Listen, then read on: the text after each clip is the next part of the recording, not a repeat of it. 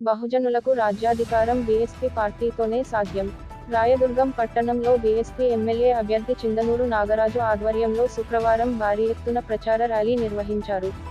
శాంతినగర్ జమ్మిచెట్టు నుండి వినాయక సర్కిల్ మీదుగా Lakshmi Bazar petrol bunk వరకు పెద్ద ఎత్తున ఎన్నికల ప్రచార రోడ్ షోను నిర్వహించారు. బహుజనులకు రాజ్యాధికారం మా పార్టీతోనే సాధ్యమన్నారు. నియోజకవర్గ ప్రజల నుండి తమ పార్టీకి అనూహ్య స్పందన లభిస్తోందన్నారు.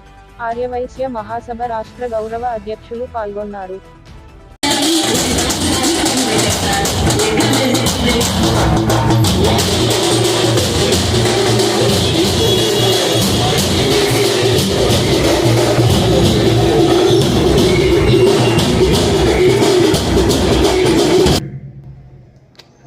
ఈరోజు బహుజన్ సమాజ్ పార్టీ ఆధ్వర్యంలో ర్యాలీని నిర్వహించాం. మంచి స్పందన లభించింది. ప్రజలందరూ, రాయదుర్గం నియోజకవర్గం ప్రజలందరూ బహుజన్ సమాజ్ పార్టీని బాగా ఆదరిస్తూ ఉన్నారు. మేము ఒక ట్యాగ్ లైన్ పైన ముందుకొచ్చాము. 2 కులాల పాలన పోవాలి, బహుజన కులాల పాలన రావాలని చెప్పేసి మేము ఒక ట్యాగ్ లైన్ తీసుకొని వచ్చాము.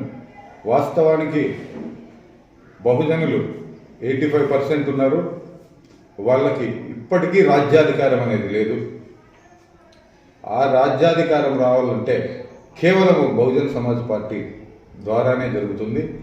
ఎందుకబ్బా అంటే బీసీలకు, ఎస్సీలకి, ఎస్టీలకు, మైనార్టీలకు పెద్ద పీట వేసే పార్టీ ఏదైనా ఉందంటే అది బహుజన్ సమాజ్ పార్టీ అని చెప్పేసి నేను తెలియజేస్తున్నా.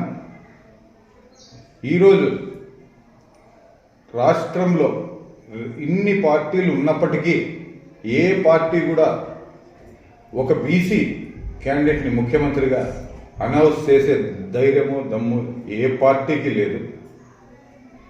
కాకపోతే బహుజన్ సమాజ్ పార్టీ బీసీ అభ్యర్థిని ముఖ్యమంత్రిగా ఈరోజు చేయడం అనేది జరిగింది.